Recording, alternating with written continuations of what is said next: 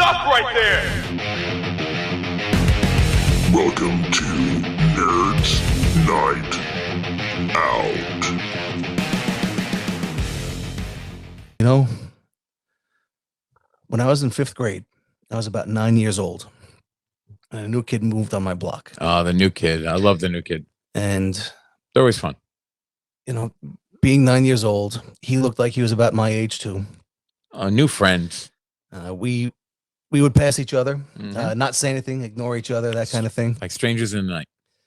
And you know, after a few times passing each other, eventually we got to the point where we would say, "Hey, what's up?" Yeah. You know, that type of thing. Sure. Nothing too deep. He looked like he was about my age. He did not go to my school Mm-hmm. because I didn't see him there. Whether he's my age or not, I just didn't see him in my school. Right. Small school. Yeah. Yeah. Well, not you'll notice a new kid Right. on the bus and all that stuff. Yeah. A new kid on the block, if you will. Yes. No, that felt right. I'm totally editing that out. Indubitably. And I don't even know where I was. You are so distracting. I've been told. So we're at the point now where we're just saying, "Hey, what's up? What's up?" type of thing. And then a couple weeks later, the 9th grade awkwardness is 9-year-old awkwardness is still working its way through. And I walk up to him. I have a handball, and I'm gonna walk up to him as if it's like accidental that I just happen to be walking that way, and I'm gonna just I'm gonna see him accidentally and be like, "Hey, you want to play handball?" It was like one of those things where I'm setting it up to look like an accident. And so I'm walking over to him. I'm bouncing my handball. I'm like, "Hey, what's up?" It's like, "I'm Q. I live over there. I'm Richard." "Hey, that's cool." I just want to point out that in the story, in the voices you're using, he sounds like a 9-year-old and you sound like a full-grown man. Well, I'm gonna use my voice. Yeah, I understand. Well, I'm the hero of the story. I know. So I have the cool voice. This is like when my wife tells a story about me, and it's like, Yeah. oh yeah. Then Tom said, This is a tactic I learned when I was reading stories to my children. The main character, the good guy of the story, would always have daddy's voice, and all of the other characters would have different voices. So because I'm the hero of my story, your voices. I'm using my voice. This way, subliminally to my children, I'm always the good guy. Fair enough. I'm indoctrinating my children. I'm brainwashing my children. Yeah, it's brainwashing. Yes. It's conditioning. You're conditioning them. Yeah. So that's how I'm gonna do this podcast. Also, I'm always the hero of the story. Gotcha. So, I'm Q. I live over there. Hey, what's up? I'm Richard. Hey, what's up, Richard? Right. You new to the neighborhood? Yeah. Richard, strong name. Regal. Regal. What's your last name? Weed. Oh. Oh my. Not 9-year-old me. Yeah. The first name Richard. And then I think I hear him say weed. So I say, what? Pardon me? Did you just say don't? Yeah. Don't tell the joke he's about to tell you he's heard 1,000 times already. He's only 9. He's only 9. And he's heard it more days than he's been alive. What did you just say your last name was? Weed. Your name is Don't. So I don't know this kid from Adam, honestly. I don't know his mannerisms. I don't know his temper. I don't know if this kid's homeschooled. I don't know anything about this kid. And I know this much about him. He hates this name. Yeah. And I'm sure he's not a fan of you at this point either. So, hey kid, I just met. Here's a name. So I'm gonna make fun of your name. No, we didn't even get there yet, Yeah. Tom. We're not even there yet. So I say, did you just tell me that your name is Stop? And he gets up and starts walking away. Now you've given him Steve Urkel's voice. And at this point, no, well, he yelled it in his voice, and he put his hand up and everything. And at this point, even as a child, I realized I just ruined a potential friendship. Yeah. This is a new kid on the block. We could have been cool. We could have been best friends. We could have just been normal. That could have been the best man at your wedding. Had things gone differently. Normal kids that are just acquaintances. I knew at this moment that I ruined a potential friendship, but I also had the wherewithal at the age of 9-ish that it wouldn't have worked out with this kid's lack of sense of humor about his own name. That's a heavy cross to bear. Let me remind you, ladies and gentlemen, I'm Q. Singular letter in the alphabet. He's what you do when you wait online. So, I don't feel sorry for anyone else that has a name that they don't like. So whatever. So he goes, stop, and gets up and starts walking away. And I have all these realizations, of I just ruined a potential friendship and everything. And all I think is, wait, I don't think it. I say it out loud. I yell it to his back because he's walking away from me. And I say, wait, you're mad at me because your parents named you Dickweed? Which, for a 9-year-old, even to this day, I'm very proud of how quick-witted that was. Because I'm not the bad guy here. All I did was repeat his name. I didn't even say his name yet. And he already walked away from. I didn't call him Dick or anything. All we did was just have a conversation about if I heard his last name correctly, and he was already done. Dick Reed, if you're out there listening to this, I'm sorry. It's Richard Thomas. How insensitive are you? Richard Weed, if you're out there listening, it's not your fault. Parents should consider the names of their children and how other people are going to listen to those names. That's something my wife and I did when our children were being born. We started to run through, like, what can they do to that name? Because, my name is Thomas, and, of course, my brother's instantly, I'm Tom Ass. I was thinking about this. Yeah. And I'm pretty sure at this point in his life, he might have changed his name. To Dick Wolf. His last name is going to be Sucker. Oh, God. He changed his name to Dick Wolf, and now he's a major executive in NBC. You could have been him. No, your 9-year-old self is hell. You know what I'm going to say now?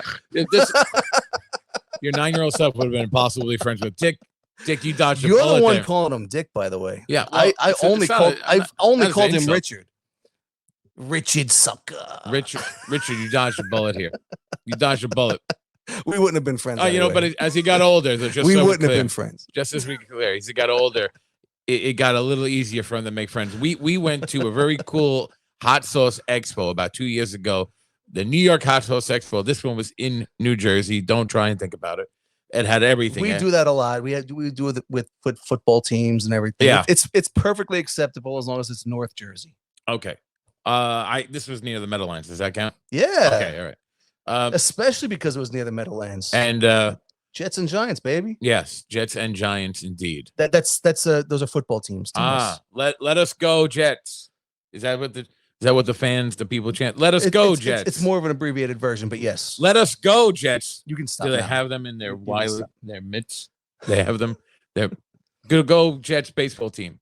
So we pull up to this event. We're wearing our super cool Hawaiian shirts with peppers on it. I asked Tom to order one for me also off of Amazon. He said, what kind do you want? Yeah. And I said, whatever you get. Yep.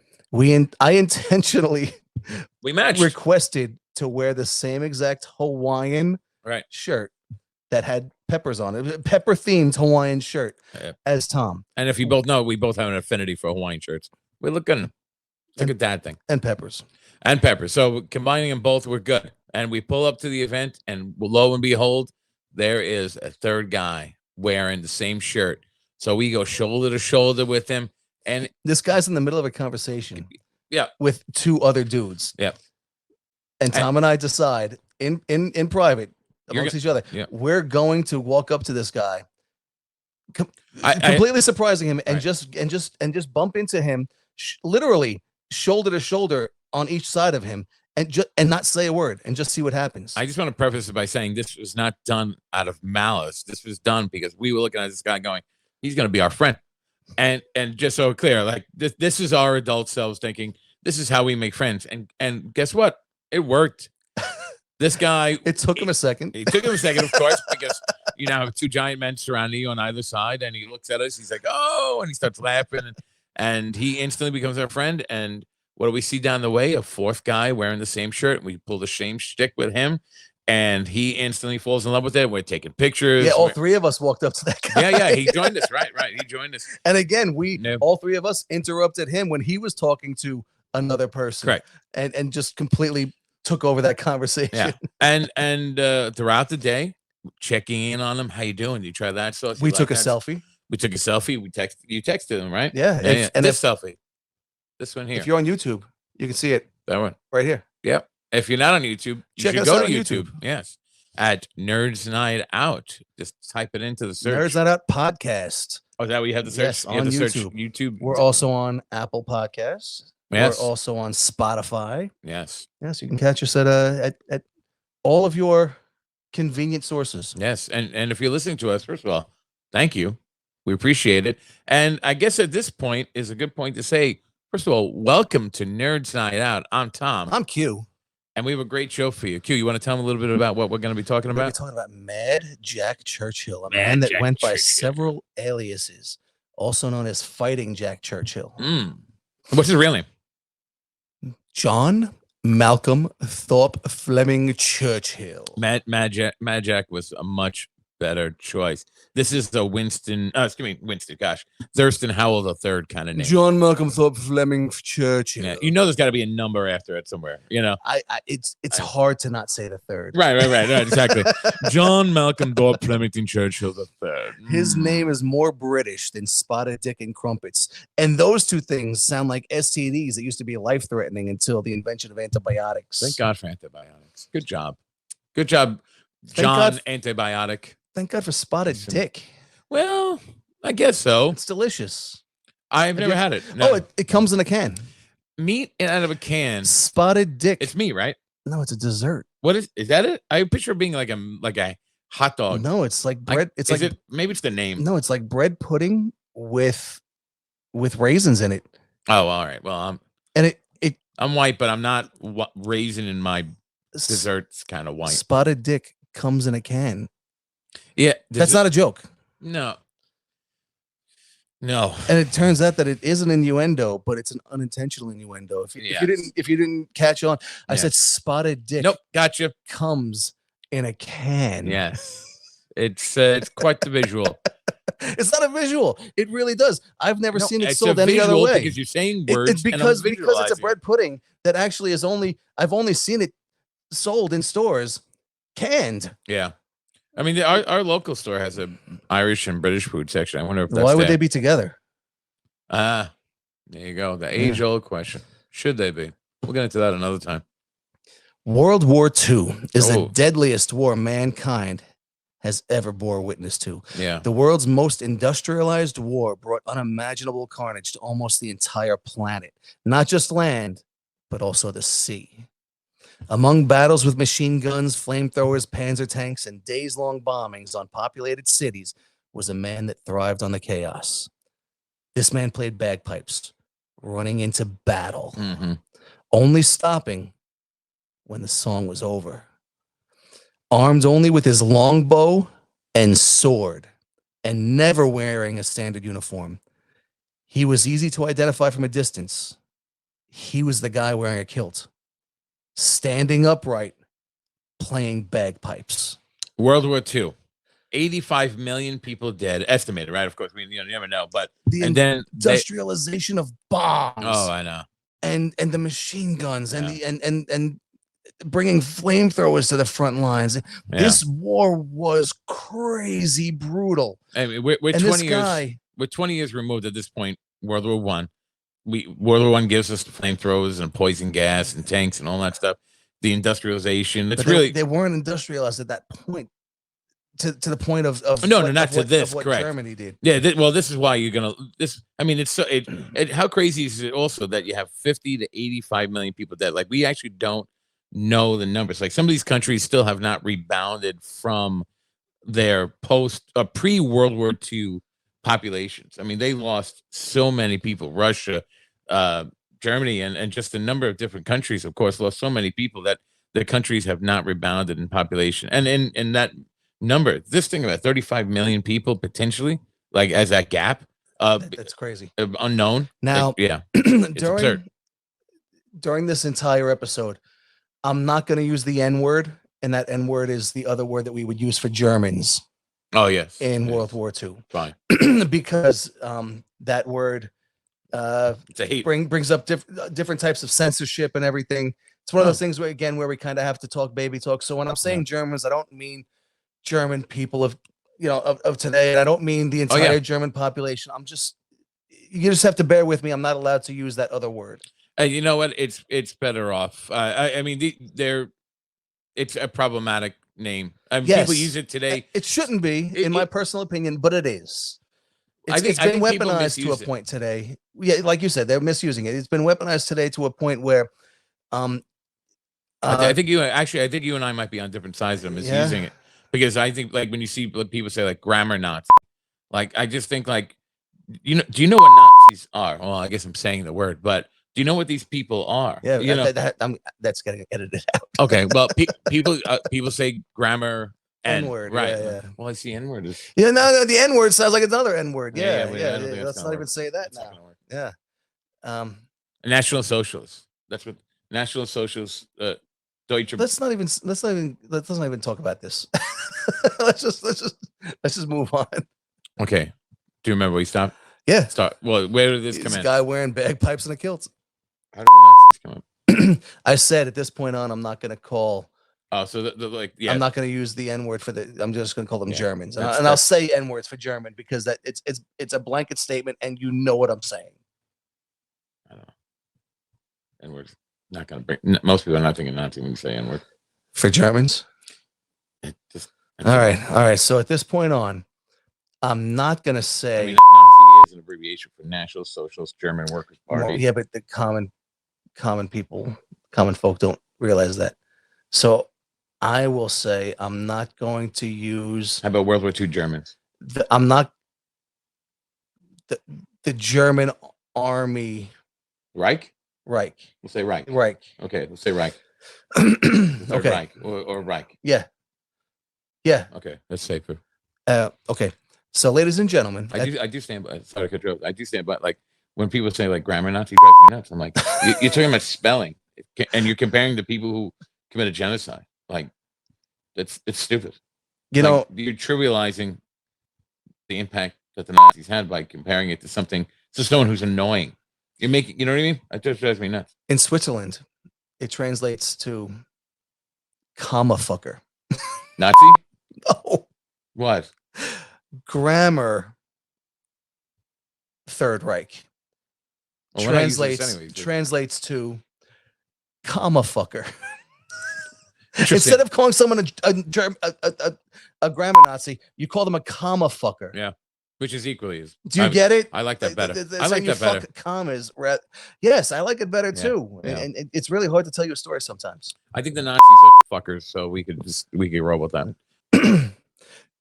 Churchill was an Englishman born in Hong Kong, graduated as an officer from the prestigious Sandhurst Royal Military Academy. Are we going to use that's the voice we're going to use? I'm cool with that. In 1926. I want to know if I should use the uptight, like British for certain things. Yeah. For certain I love things. It. Yes. Yeah. I can't wait. Stationed at Burma with the British Army, peacetime in Burma made Mad Jack stir crazy. During this time, he, an Englishman, decided to take up the bagpipes. And being the overachiever that he is, he absolutely mastered them. He also took this time to take up motorcycle riding. He thought it would be fun to ride alone through rough terrain, using no roads, through jungles, across the entire Indian subcontinent.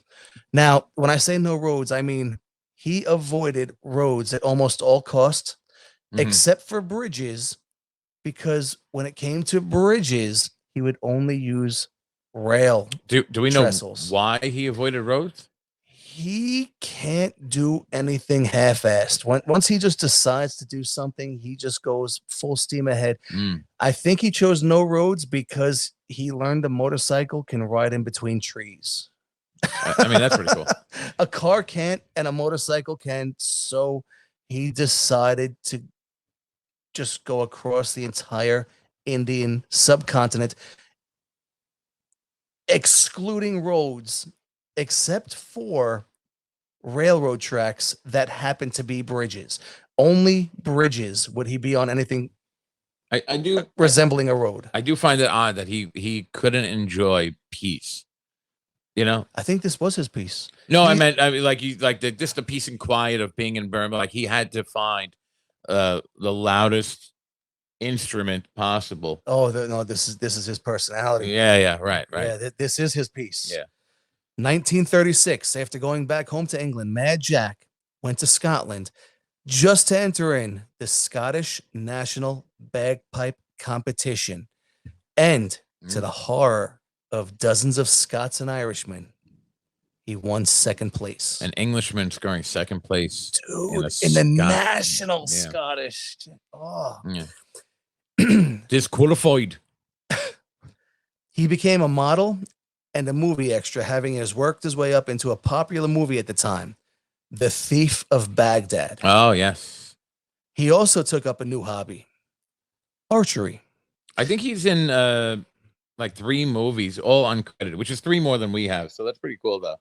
Oh, one of them has He was a a credit. good-looking guy, too. Yeah. I mean, listen. I mean, Hollywood. I mean, they made big movies back then. Need a lot of extras. So good for him. You know, making his way into the Hollywood stage. Pretty cool. Well, he took up archery, and he became such a good marksman that he represented Great Britain at the World Archery Championships in 1939. Pretty cool. Now, I can't say that he placed. There's no, I right. don't see anything, but he did represent Britain. Yeah. In the World Archery Championships. Mad Jack is called back to the British Army as an officer and is shipped off to France for the Battle of France. How cool is it to be called back? Like, are you talking about him per se? Like, Personally. Yeah. I mean, how cool is that? That's got to be like, we need you. Like, the world is in danger and we need you. That's like Ethan Hunt Mission Impossible style thing, you know? Yeah, he was home. Yeah. We He was home doing his own thing. right. Knock at the door, sir. We need you. In early 1940, Jack led many raids on the enemy. He went into battle with only a longbow and a Scottish broadsword called a claymore. And of course, his bagpipes. He's surrounded by modern weapons at his disposal. Even to this day, these weapons that were available at his disposal are devastating on the battlefield. But the bow and the sword remain his weapons of choice. I don't think the bow at that point had been even used in battle for like hundreds, 100. Well, depending on where you. I mean, because the indigenous peoples of the United States used bow and arrow. We're in 1940. Yeah. So 1880s, I'd say 1880s. We're looking at in America. In America, in Europe. Correct. I'm just talking in terms of global war. Yeah, 1880s is probably the last time. So. He's now 60. He's using a different bow than they use, though. He's using a longbow. He's using a European style bow. Yeah, the Native Americans did not use a longbow. Now, with the bagpipes and the sword, I know there's a Sean Connery S-word joke in there somewhere, but I'm just not that sharp. S-word. I know there's an S-word joke in there somewhere. Yeah. But I'm just not that sharp. I was gonna make it. No, I'm not gonna. I'm just not that sharp. Sharp. It's like sword. I get it. Yeah, I got a trickle out of that. It's good. Mad Jack told his unit not to attack until they see his signal. His second in command said, "What signal will that be?" He said, "You'll know when you see it." Jack is the last soldier to have a confirmed kill in war, and the only confirmed kill with an arrow in World War II. He sank an arrow into the chest of a German officer. That was his signal. Yeah. He did this, of course, while wearing a kilt. Imagine being a German soldier seeing this. Imagine being the guy responsible for telling his superiors that his commanding officer was took down by an arrow to the chest. Yes. Just Herr Commandant, I have bad news. Fritz was taken down by a bow. that's not nice. That was a good German accent. No, I was taken down by an arrow. By an arrow, bow and arrow. I don't know where my accent went there, but I mean, you got to. I don't know anything about longbows. Do you have to be? It's far? literally a long bow. No, I mean that I get. Well, but no, distance. it's literally a long bow. It's tall. Yeah. It's about 7 to 7 feet, Okay. depending. And it's designed to actually shoot up. Yet it's not like a normal bow where you would shoot at a 15, 20, 30 yard range. They're designed to actually stretch really long and far back, and you actually tilt it upward, and and it'll go. But they're not that exact. I am not a military expert by any means of the imagination, but in that manner in which you described, tilting your arms up, revealing your torso, which aren't soldiers essentially taught to go for center mass. This man stands up to play bagpipes during battle. Yeah, he just standing up. Okay. He exposes himself. Yeah, he just seems like an easy man. Like, there he is. I got him. He'll he's the very secret how he survives standing up in a kilt where I see him. Yeah, we're only on page 1. On page 4, he reveals how he survives standing up in battle like this all the time. Is there something to do with sheer luck? I believe so, but he'll explain it later. Yeah. Now, when asked why he wore a kilt and his sword, he answered that without his sword, he'd be improperly dressed. As for the kilt and bagpipes and longbow, he just knew that they were badass. I mean, that is pretty cool. This guy was so badass. He didn't just wear his kilt. Whenever he engaged the enemy, he killed them too. Sweet. Dad jokes aplenty. We're talking about World War II and dad jokes. This is like every father's dream. Fast forward to the Battle of Dunkirk. Have you ever heard of it? Yeah. Christopher Nolan made a movie out of it. There was a German machine gun nest bearing down on the English position. His troops ran for cover, but Mad Jack was too tired to run. So he just decided to focus his energy to take out the nest. He was grazed lightly across the neck. And later that day, when Mad Jack's superiors were asked what happened to his neck, he casually answered, machine gun fire. Yeah. And kept on walking. Right. I took a machine gun to the neck. Now, I feel like I have to say now that when it came to the World War II German machine guns, they're not the Rambo machine guns we think of today. I don't think of machine guns. They didn't make the sound that we know that we think of machine guns. Or the German machine guns in World War II clack, clack, clack, clack, clack, clack.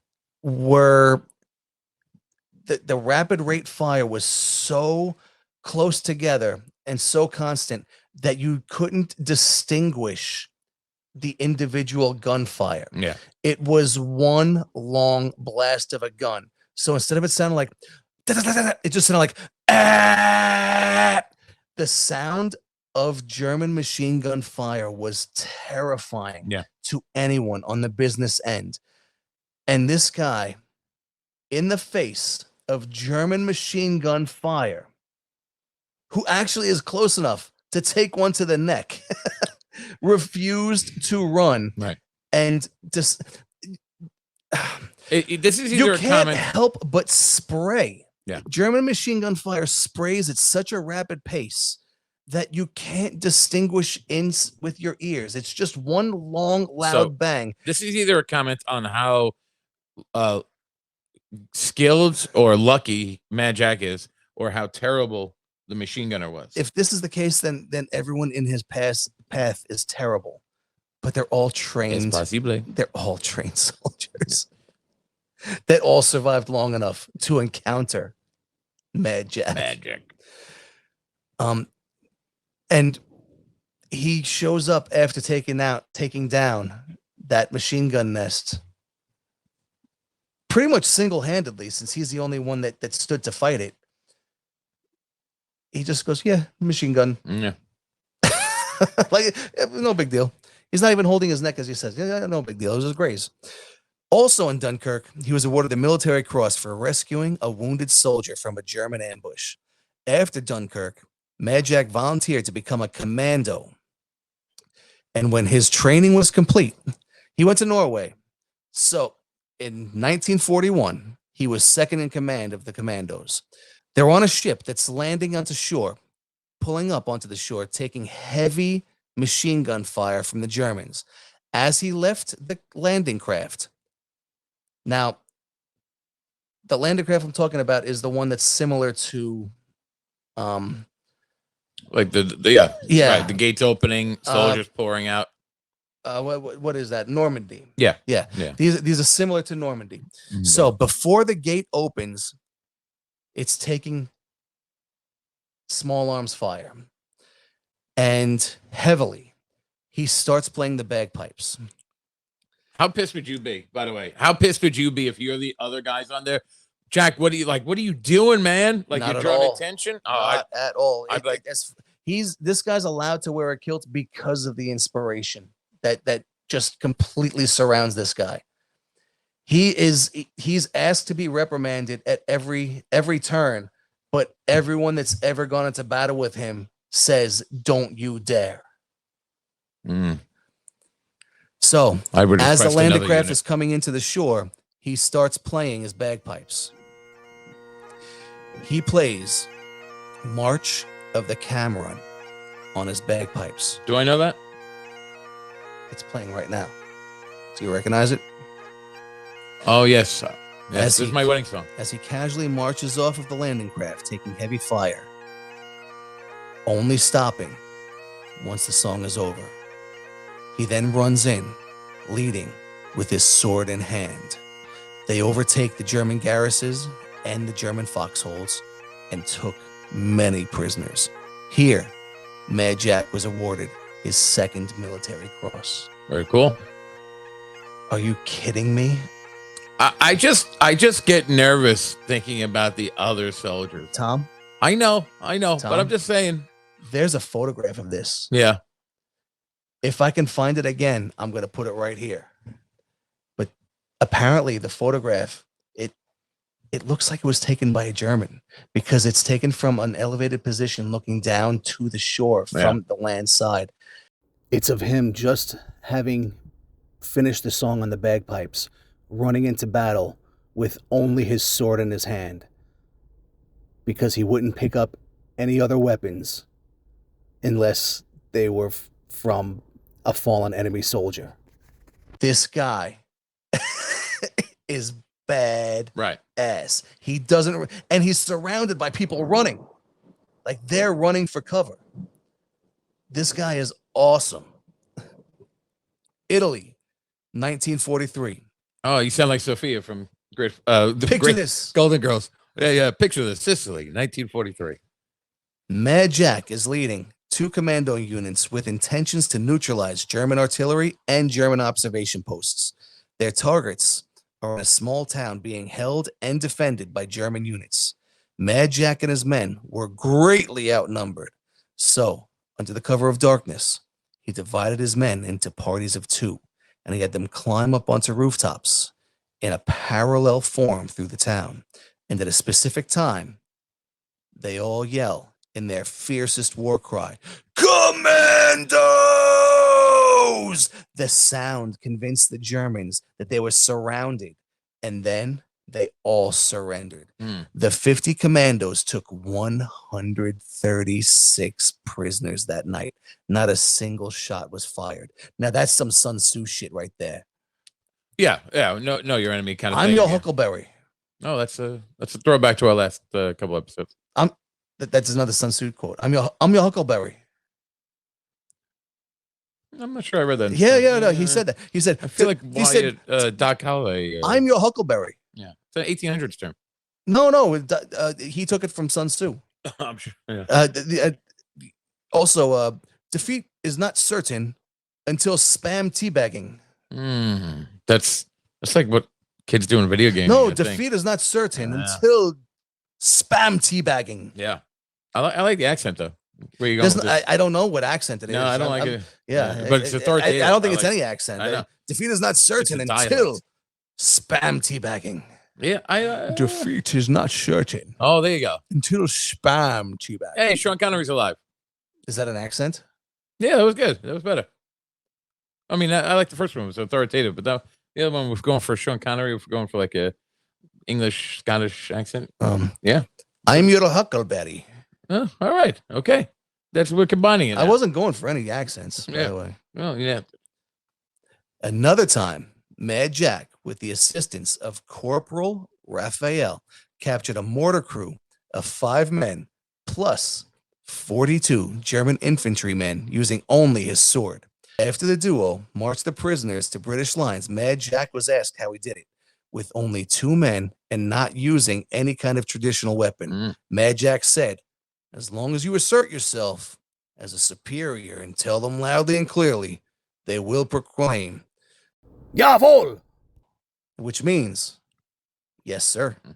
And happily complete the task, and quickly. And this is why they make such great soldiers. Oof. How many accents did I do there? A little bit of German, but no, straight on. But this is totally the Jedi mind trick, bro. Yeah. He showed his sword, told them with certainty that he was their superior. Right. And they said, yes, sir. He must have been excellent with a German accent, I guess. And hop too. Yeah. Well, I don't know. He wasn't wearing. That he was wearing a kilt, bro. Yeah. It feels like some Indiana Jones style thing, you know. See, I was thinking Jedi. Yeah. Yeah. It's like he tapped into the human psyche and is just able to take care of these things. I mean, people cannot distinguish between confidence and intelligence. So I guess marching there confidently, presenting, although not presenting, if he's wearing a kilt and he's got a bagpipe in one hand and a sword in the other, and you know, it's not exactly screaming German, but I don't think he would learn German half-assed, knowing his personality at this point. True, good point.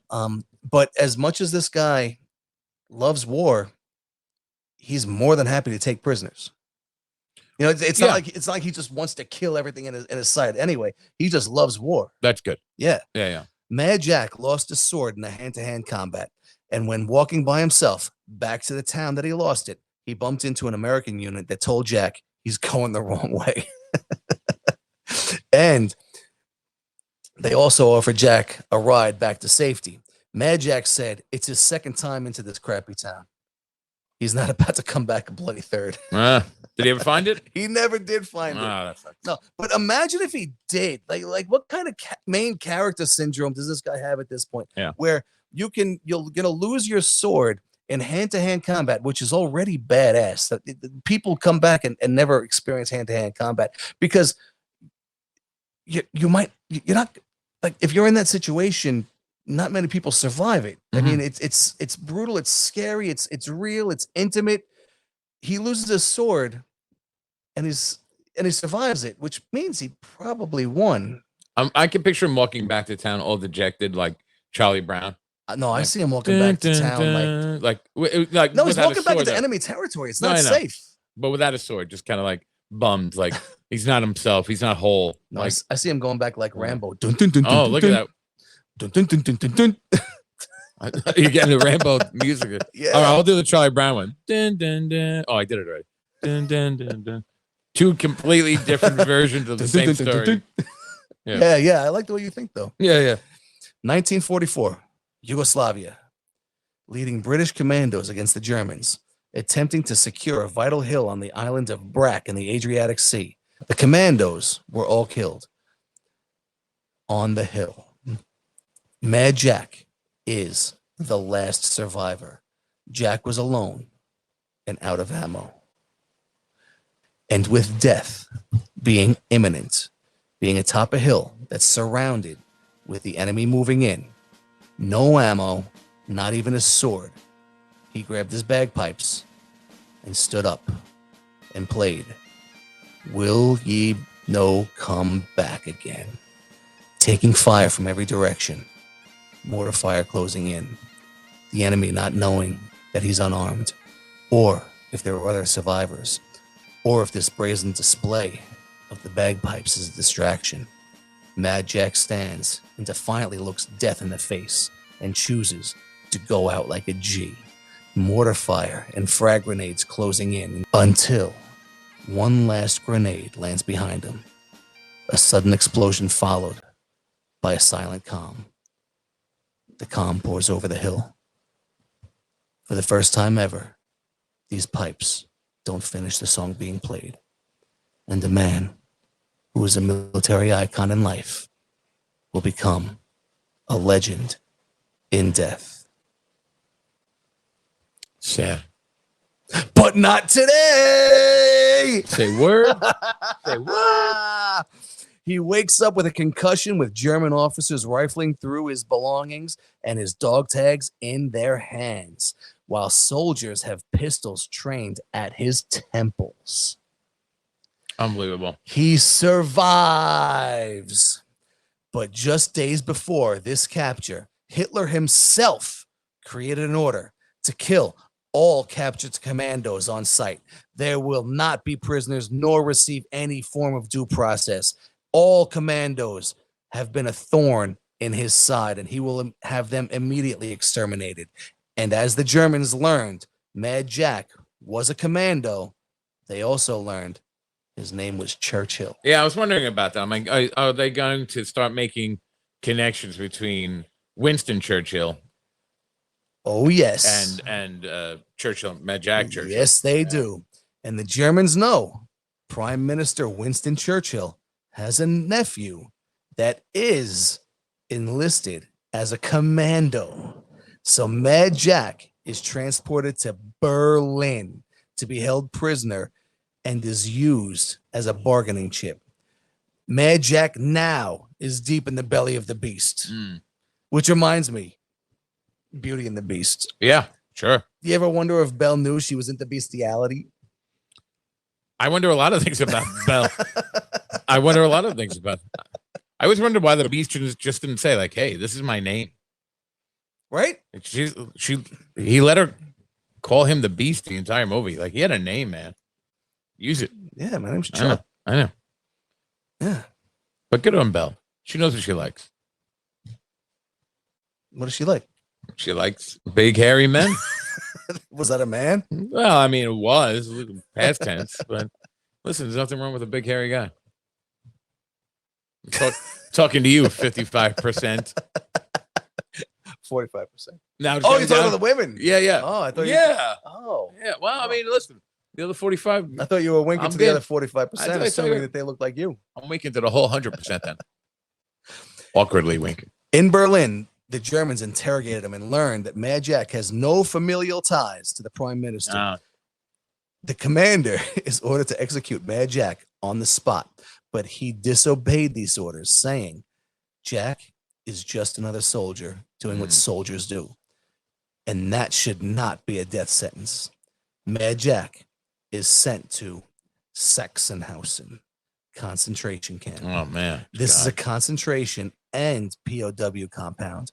Ironically enough, some of Winston Churchill's relatives were being held here. What are the odds? You ever notice how Winston Churchill's named after tobacco? The Winstons? Well, Winston cigarettes and Churchill size cigars. I think he might be named after his grandfather. I think it was his grandfather's last name. So he's a junior? I think it was his last name. Like they took like the last name, surname, and made it a first name. I'm ruining the whole Winston joke here, but I think that's where he got his name from. He's named after tobaccos. Winston was the Flintstone cigarettes. I was about to say, actually, yeah. I was about to say, Barney. Yeah. Give me a Winston, Barney. A cold, smooth taste of Winston. Well, I don't know, Fred. We shouldn't be advertising. I don't know, Fred. Cigarettes to children. Oh, stupid laugh tracks. Throwback. September of 1944, Mad Jack and another officer escaped by crawling under barbed wire in an abandoned section of the camp. They were then to walk to the Baltic coast, but it's a real Hogan's Hero kind of thing. Were captured again. Remember Hogan's Hero? I don't. I never watched it. Oh, no. It was good. Good show. So they were sent to a new camp that's more secure than the one that they just escaped. April of 1945, Tyrol concentration camp, the Alcatraz of Germany. Alcatraz means pelican. Does it really? Yes. I had no idea. I never even thought about Alcatraz being a word for something. It means pelican. I just pictured like somebody's last name, like Timothy Alcatraz, something like that. This high security camp holding Mad Jack has a lighting failure. Mad Jack literally walked out after sunset. That's great. He evaded capture after escaping by going head on into some of the roughest terrain in Europe. This is considered the Alcatraz of Germany because it is in the center of the harshest terrain of the Alps, with no climbing supplies, weapons, first aid, food, water, even adequate clothing. Mad Jack walked through the Alps for 150 miles, only surviving on vegetables he was able to steal from people's gardens during the cover of night. One sprained ankle, and 150 miles later, that only took 8 days. Yeah, that would take me like 3 years. Through mountains, too. I wouldn't. I'd just be dead. These are linear miles, and he's going over mountainous terrain, which means it's so much more than that to your feet. It only took him 8 days. Mad Jack met up with Americans in a Jeep. Mad Jack asked for a lift. By the way, that 150 miles divided by 8 days is 18.7 miles per day. Again, that's only linear miles. That's not actually counting what he had to walk the direction up and down. Right. And he did this without any equipment. It would have been the same distance with equipment, but he did it without. Yeah, good on him, man. I mean, I wouldn't survive a day in that kind of terrain, that kind of environment. I would stub my toe and then sit still for about a day or two crying. I think I would just walk to a main road and stick my thumb out and wait for the old hitchhiker. just wait for the backpacking through Europe. Yeah, just wait for the bad guys to come and pick me up. Yeah. We have can I get a bowl of slop in that in that camp again? Yeah. As soon as he arrived back in England, May 8th, 1945, you might recognize that date or something close to that date. Jack learned of the German instrument of surrender in France. The World War on the European front is all but over. VE Day. To satiate his appetite for excitement, he goes to the South Pacific to now take on the Japanese. But by the time he gets to Burma, August 10th, he learns of the bombings of Hiroshima and Nagasaki. Mad Jack is pissed. He says, the war would have easily lasted another 10 years if it wasn't for those damn Yanks. Whose accent is that? Oh, that was like Jason Statham. Oh, he's... The war I don't like him. The war would have easily lasted another 10 years if it wasn't for those damn Yanks. I don't like him because Dana likes him. Dana likes Jason Statham. Well, he is dreamy. He likes him. Those Americans stopping all this war are a real buzzkill. Back-to-back world champions. World War champions. A friend of mine had a hat that said the back-to-back World War champion. I had that as a tank top. Oh, so it's tasteless but It's funny so at the tasteless. I had to stop wearing it. Yeah. After I finally, it took me a couple of wearings for me to realize, this isn't really this isn't really nice. No. With the Alliance victory came the threat of boredom. He trained and became a para with the Seaforth Highlanders. Now, para is short for Parachute Regiment. Mm-hmm. They're the British version of our paratroopers, but in the Scottish Highlands. He did this at 40 years old. Yeah, that's like almost twice the age of the average soldier at that time. Right? Yeah. And speaking of the Seaforth Highlanders, there can only be one.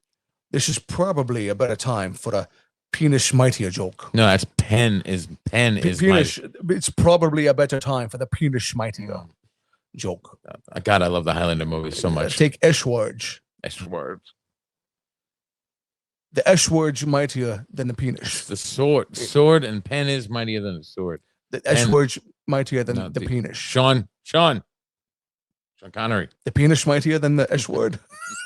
Good enough. Roll with it. He didn't get enough action in Scotland, so he decided to help defend Israel. He just needs action, bro. Yeah.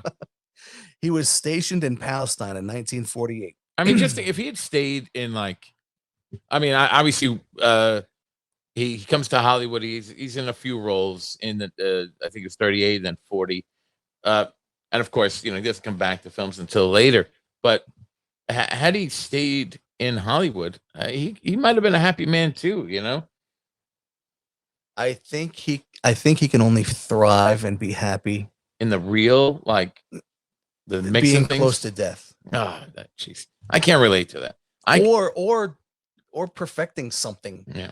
Whatever. The guy decides to learn how to ride a motorcycle, so he avoids roads. Yeah. And goes across the entire Indian subcontinent from east to west, and then back to where he started from again. I mean, does this sound like a cool So he goes ride? across it twice. Yeah, it sounds like a cool ride. I guess. That I get. I don't get the desire to go to war like that, especially at that age. I don't get it. I can't relate to it. I could see the appeal. I could see the macho factor. I could see that. I can't see wanting to be around. I mean, a lot of these soldiers leaving these battles they're shell shocked. They've got PTSD, and they would like to do anything but talk about it. Anything but go back into the mix of things. Yeah, and here's this guy keeps on. He's not a normal man. Yeah. He's not wired the same. That doesn't sound healthy to me. It sounds like it's his healthy. Imagine if he didn't go to war. That's what I'm saying. Don't you think maybe? I think the world's a better place because there was war, at least for the alliance. Wow. Well, at least he uses energy appropriately, because if there are some people that are just such bad people that just do absolutely no good, and they hurt people around them. I just think to myself, if you're gonna just be mindlessly violent, at least do it for the good guys. Why don't you join the army? Good guy, bad guy. Generally, World War II is one of those rare exceptions where even from history books to Hollywood, where you can say, "Oh no, those were the bad guys. Those were the bad guys." We wrote it, yeah.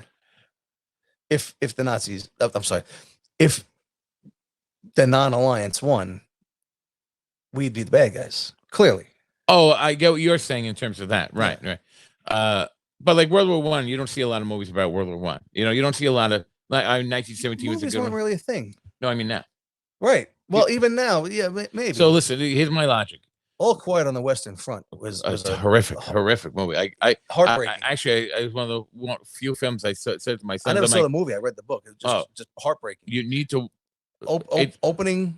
Yeah. The well, Netflix recently, I won't say recently, in the last year, Netflix made a movie version of it, and I'd say it's such a horrific movie that I do recommend you see it, but you probably never want to watch it again. I love those movies. Yeah, it'll burn into your memory. But in terms of, I get what you're saying in terms of war having perspective, war being subjective, but depending on which side of the fence, good guy, bad guy. World War I is definitely one of those wars where there were neither really. I mean, the Germans of World War I aren't being vilified in history simply because we have Red Baron pizza in our shelves. You know what I mean?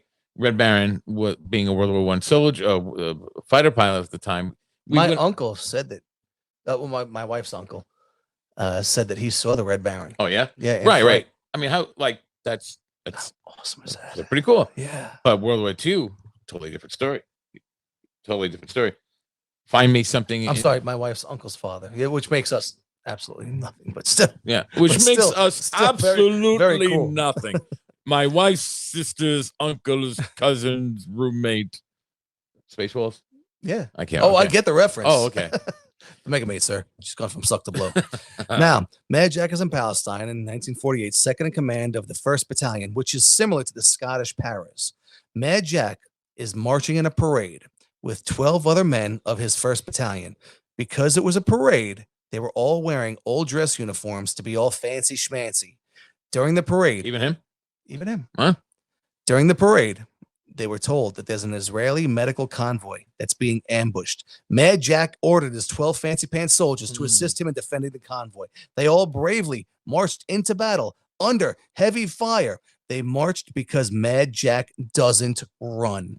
After thwarting the ambush, Mad Jack Now, thwarting, it was mid-process. He didn't thwart. He Mid-thwart. he stopped it from continuing. Gotcha. Mad Jack said that he didn't get hurt because when he walks into gunfire, he grins from ear to ear because, quote, people are less likely to shoot at you if you smile at them. I wonder if that's statistically true. Dude, he made it to over 40 years old, Yeah. standing up playing bagpipes with a sword in his hand without a pistol or a machine gun I'm not saying or anything. he didn't survive. I'm saying statistically. This is his secret to how he survived all those battles. He grins from ear to ear. That's how he doesn't get shot. He was under German machine gun fire. That doesn't sound like, it sounds like, it's just one long I just don't noise. I just don't think smiling at the machine gun ear to ear is is how he doesn't get shot. So Kool-Aid smile.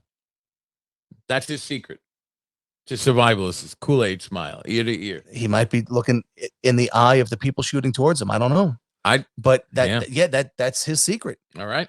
While also in Israel, Mad Jack led and coordinated the rescue and evacuation of over 700 doctors, patients, and students from Jerusalem's Mount Scopus Hospital while it was under attack. In 1959, Mad Jack retired from the Army with 2 different awards, 3 in total, though. Right. 1 Distinguished Service Order and 2 military crosses. Good on you, Jack. He gets a desk job and takes up a few hobbies. One of them, he builds radio-controlled mini battleships. Yeah, there you go, Jack. That's healthy. At the time, that was very high tech. Oh, I'm sure. You remember Radio Shack? I remember back in the 80s, Radio Shack, you couldn't buy a radio-controlled car at Radio Shack. It still had the wire. Yeah. Okay. Yeah. So this is back in 59. Yeah. He was building radio-controlled mini battleships. Yeah. So even then, but that's a healthy hobby.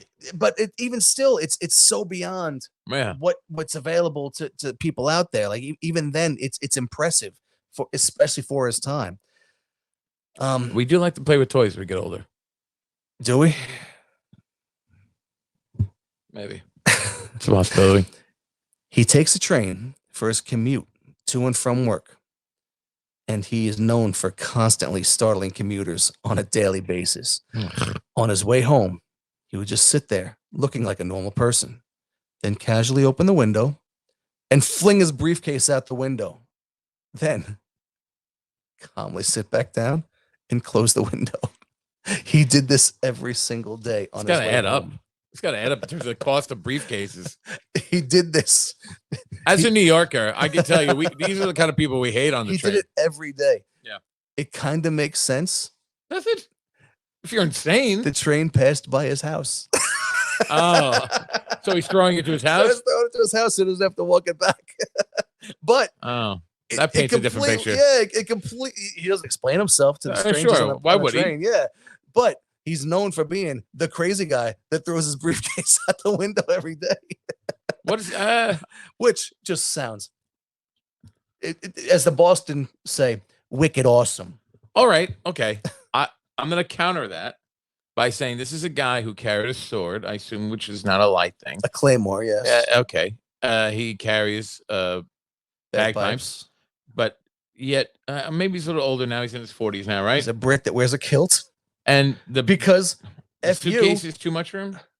You think what? The suitcase, the briefcase is too much for him to carry. Like you have to startle people on the train. Man doesn't run in battle. Cardio. It helps.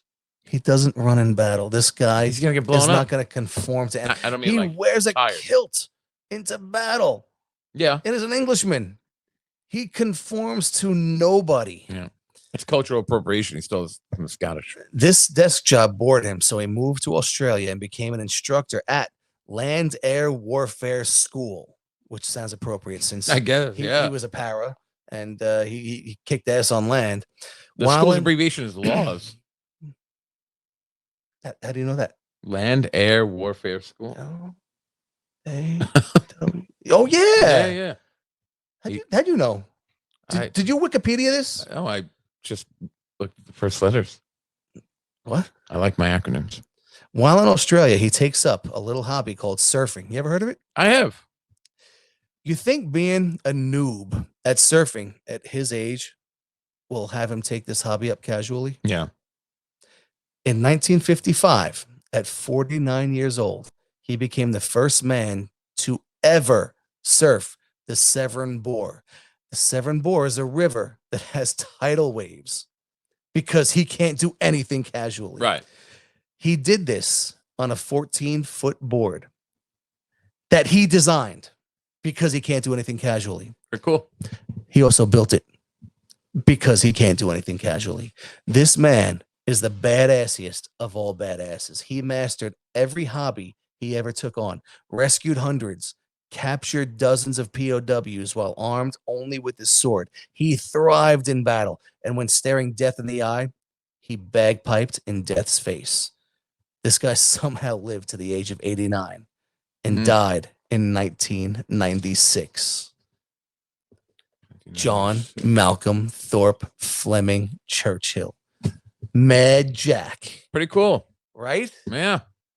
I like the I gotta tell you, I like the healthier aspects of this, the battleship toys and the surfing, which is pretty cool. You know, I guess he's what you call like extreme junkie. You know what I mean?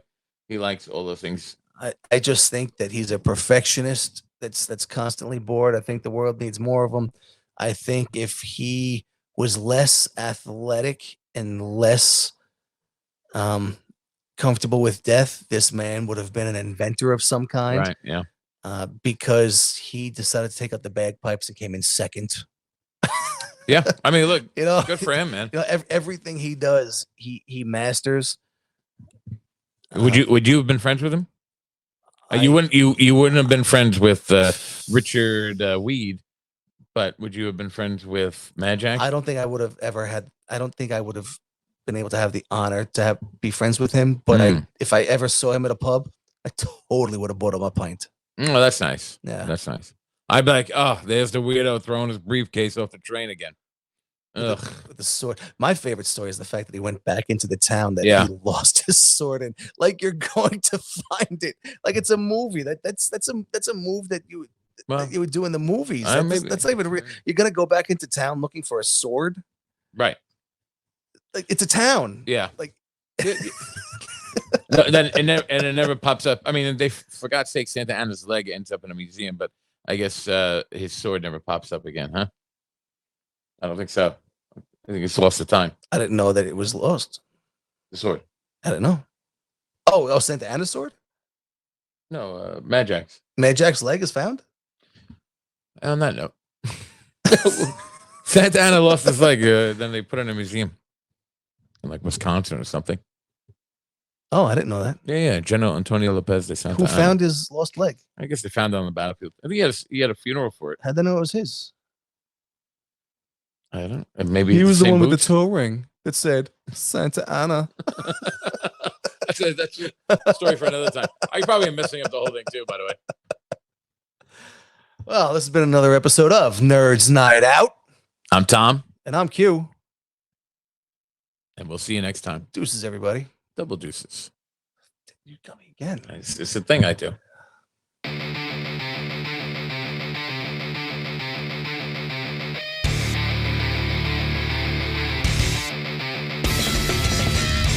This has been another episode of Nerds Night Out Podcast.